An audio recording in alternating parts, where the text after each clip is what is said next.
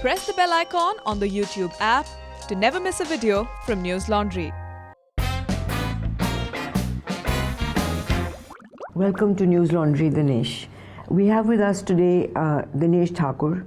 Dinesh was the Director and Global Health, Research, Information and Portfolio Management at Ranbaxy Laboratories from 2003 to 2005. While at Ranbaxy, Dinesh discovered that the company was falsifying drug data and violating current good manufacturing practices and good laboratory practices. He resigned in 2005 after reporting the fraud to company management and worked with authorities for 8 years to unravel the complicated trail of falsified records and dangerous manufacturing practices. In May 2013, Ranbaxy pleaded guilty to multiple criminal felonies and agreed to pay $500 million to resolve criminal and civil allegations of falsified drug data. Dinesh, let's start from the beginning. Sure. Why did your manager, Dr. Rajinder Kumar, assign you to investigate the extent to which the company had provided made-up data to seek the WHO pre-qualification? How did these suspicions arise? So Dr. Kumar, who I call Raj, when he was just about 2 months into the company at that point in time.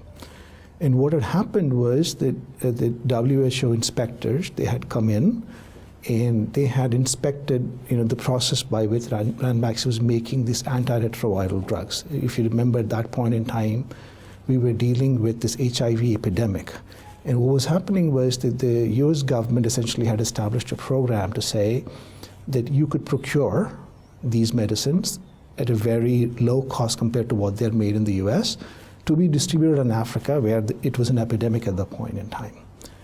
But the issue that came up there was that, look, how will we know that these are all good quality, right? I mean, the perceptions always existed, generic drugs, obviously cheap versions. And so while the program was being set up to say that you have to have the US FDA stamp of approval, one of the things that Indian generic companies said, hey, look, you know what? We go by the WHO pre-qualifications process. There is another world body that understands how drugs are made, what quality means, right?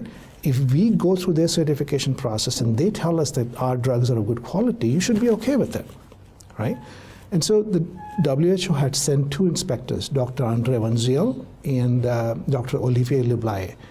They had come to inspect, what kind of patient data was being generated to ensure that these drugs were bioequivalent. So this is a technical term. What this means is that when drugs are first introduced into the market, the company that actually makes it for the first time, which is called an innovator company because they innovate around this, right? They go through a thorough process, a clinical process of establishing that these drugs are, effective in the patient population that they're being used. The standards that the US had set out at that point in time basically said that as a generic manufacturer, you don't have to repeat all of those studies because they're very, very expensive. What you do need to do is, in a small group of healthy volunteers, if you can replicate the way that this drug works, right, compared to the innovator drug, then we are fairly confident that you know what you're doing. So these 2 inspectors had come to work to inspect the process.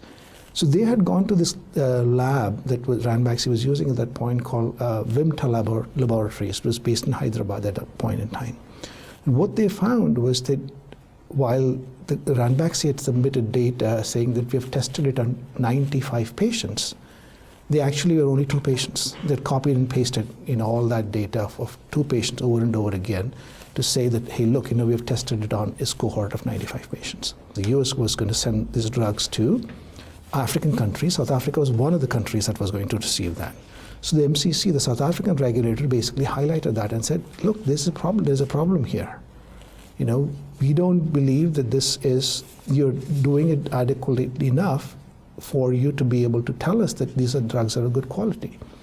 So Raj, who was 2 months into his job at that point in time, was told, you need to go talk to these people in Johannesburg, in South Africa, and assure them that don't worry, we have it under control.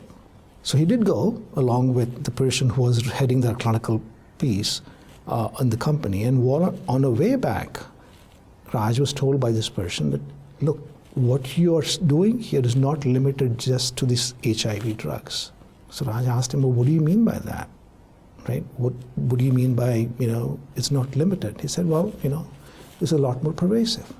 So when he got back to India, that was the first time that he called me up and said, I need to know the true extent of this problem. So could you explain how Ranbaxy actually succeeded in fooling the FDA inspectors for so long?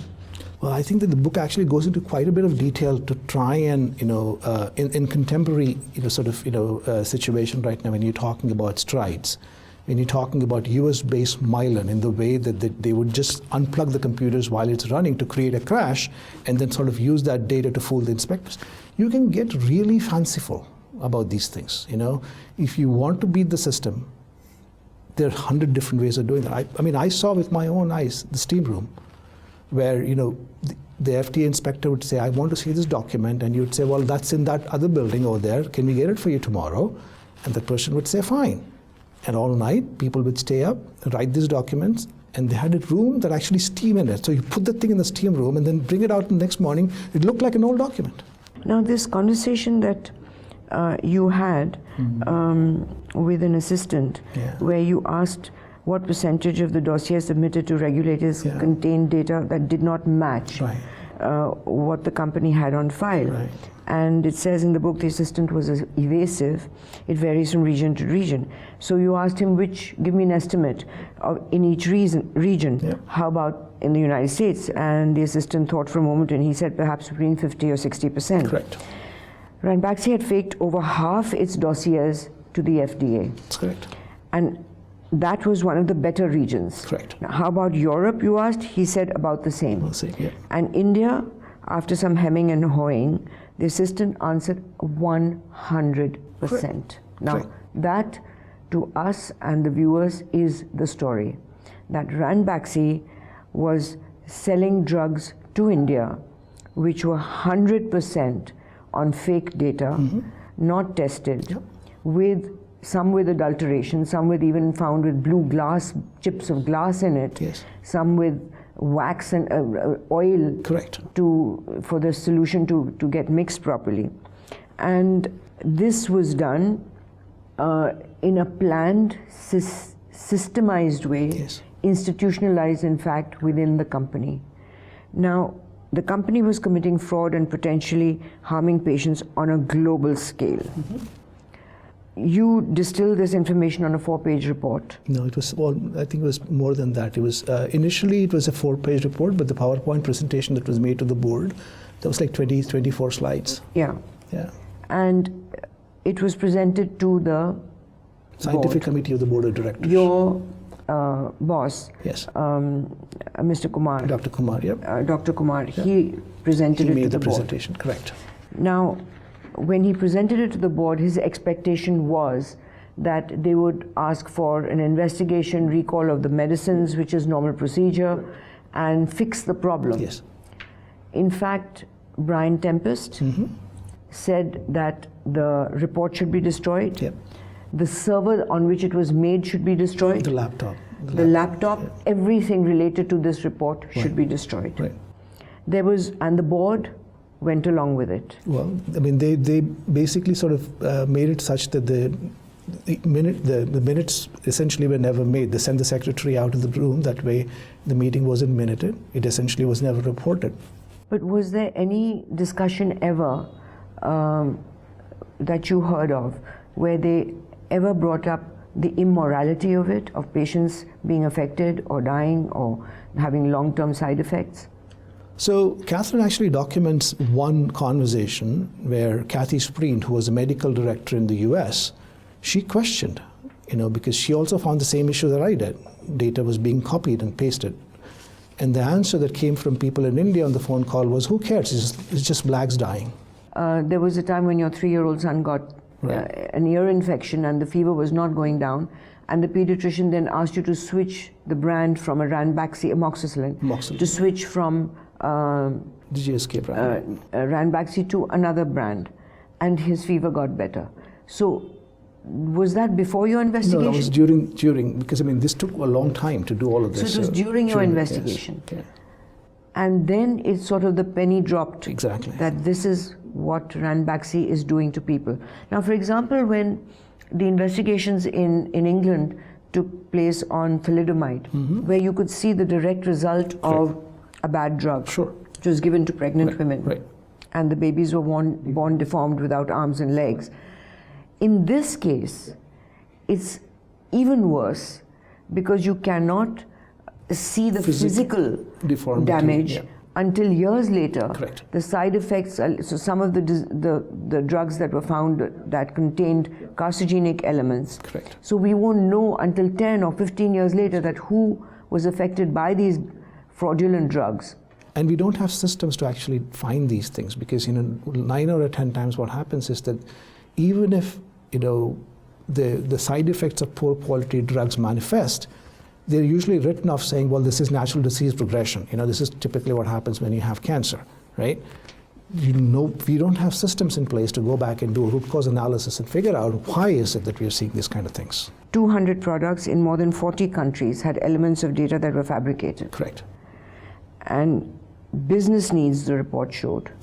Business needs was a euphemism for ways in which Ranbaxy could minimize costs, Correct. maximize profit, and dupe regulators with approved substandard drugs. Yeah. It was in entire markets around the world. But the question over here is, nothing happened in India. Unfortunately true. Nothing for all that came out through the FDA, all the court hearings and everything that happened. In India, it's been quiet. Unfortunately, it's true. So would you say that we are at this point still exposed to adulterated drugs? Well, I mean, I don't think you should take my word for it. I think that if you do a scan of the kind of observations the US FDA, even today in 2019, publishes of India manufacturers, Ranbaxy is gone. I mean, the company no longer exists. It's changed hands twice. But there are companies that are currently counted as very large, companies within India that make generic drugs, and the kind of things that you find, shredding of documents. 2019 observation of a company based in India. Why would you shred documents? मुफ्त खोरो, मुफ्त में इतना ही मिलेगा. To watch the full unedited interview, you have to subscribe to News Laundry and pay to keep news free. Because when the public pays, the public is served. We depend on you and not on advertisers. So go to www.newslaundry.com/subscription and subscribe and get all our unedited interviews, our special video shows, comics, and everything that's behind the paywall. Remember, to subscribe to News Laundry, you pay just about 10 rupees a day. That's less than, a cigarette. And smoking is injurious to health. So subscribe and watch the full interview. Thank you very much. Thank you so much.